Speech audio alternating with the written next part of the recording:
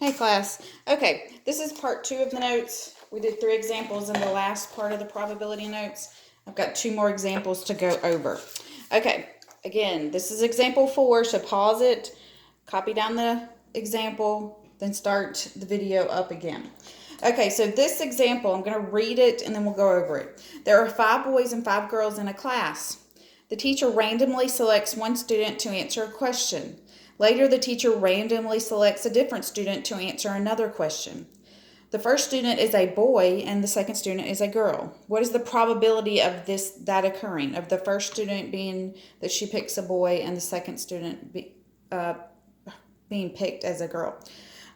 So we're first deciding is that are these independent or dependent events?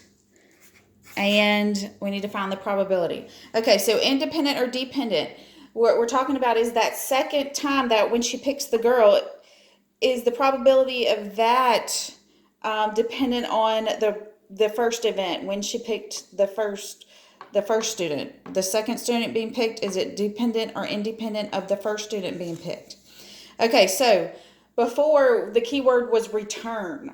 Did the coin get returned to the group, back to all the other coins to have a chance to be picked again? So that's what we're going to look at here. So she's got 5 boys and 5 girls in the class.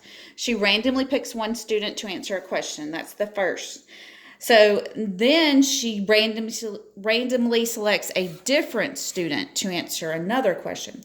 So like when I'm picking students from a class to answer a question, I've got several hands raised. Well, I'll pick one person to answer a question, but then if they raise their hand for the next question along with other students, they're not going to get picked. Most teachers are not going to pick the same student to answer 2 questions in a row if other students are raising their hands as well. So that means that first student was not returned to the group of students to be picked from. They are set aside. So this means that the teacher did not put that student back in the group of students, did not return the student back to be picked again. So remember, if it's not returned, that means it affects the outcome of the second student being picked. So that means it's dependent. It depends. The second student being picked depends on the first student that was picked. So this means that student was not returned, did not return the student to the group. Okay, then we want to find the probability. So the first probability situation event is the first student is a boy. What are the chances of the first student being a boy? Well, we had 5 boys and 5 girls. So the total number of students is 10. That goes on the bottom. And a boy. Well, we had 5 boys. So there's 5 out of 10 chance that first student is going to be a boy. This is randomly. This doesn't mean that all their students' hands were raised. I said that before, but this is if she's just picking from the whole class, whether their hands raised or not. So times the second set of events. Well, remember that first student that answered the question not being returned back to the group of students to be picked from. So now our total went down 1, so it's going to be 9 instead of 10. And then we want to know what's the chances of her picking a girl. So we're assuming that in this second event that she did pick a boy in the first one. So there's still 5 girls to choose from. So it's 5 out of 9 this time.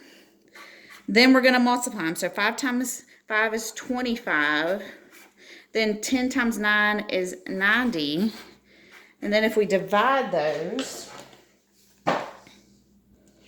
we say 25 divided by 90, that's going to give us 0.278 or 0.28 or 28%. So there's a 28% chance that she'll pick a boy and then she'll pick a girl. Okay, now the last example. Again, pause the video, copy the example down, then come back. Okay, so this one's dealing with marbles. It says a bag contains 7 red marbles and 7 blue marbles. Another bag contains 6 green marbles and 6 yellow marbles.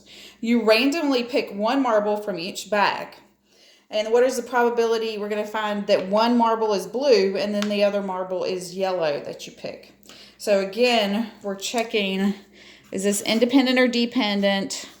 And we want to find the probability. So we've got 2 bags. One bag has 7 red and 7 blue. And then the other bag has 6 green and 6 yellow. So, and the event that's happening is you randomly pick one marble from each bag. So, when I pick one from the first bag, is that going to affect the number of marbles in the second bag? Well, is it dependent?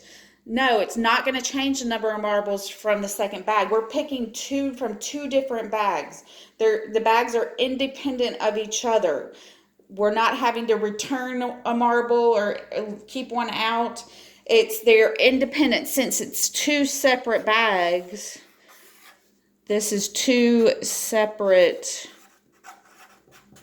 bags. They are independent events because it doesn't matter which bag we pick from first. It's not going to affect the second bag.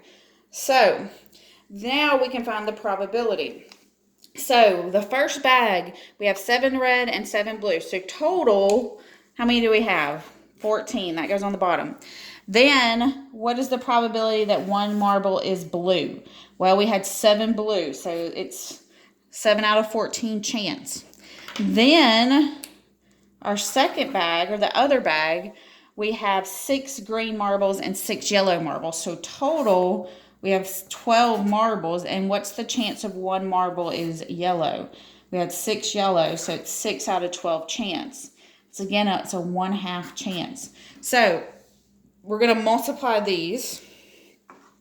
So 7 times 6 is 42. You should know that one. Now 14 times 12 is 168. And then we're going to divide it. 42 divided by 168. I put it wrong. Is 0.25 or 25% chance. Okay, this is the probability. You're going to have practice problems and then you have a quiz. All of this is available today, so you can go ahead and take the quiz if you want to. You might want to do the practice problems and check your work. I've got the answers out there too. But you can get all of this done. Everything has to be turned in by Thursday, May 14th.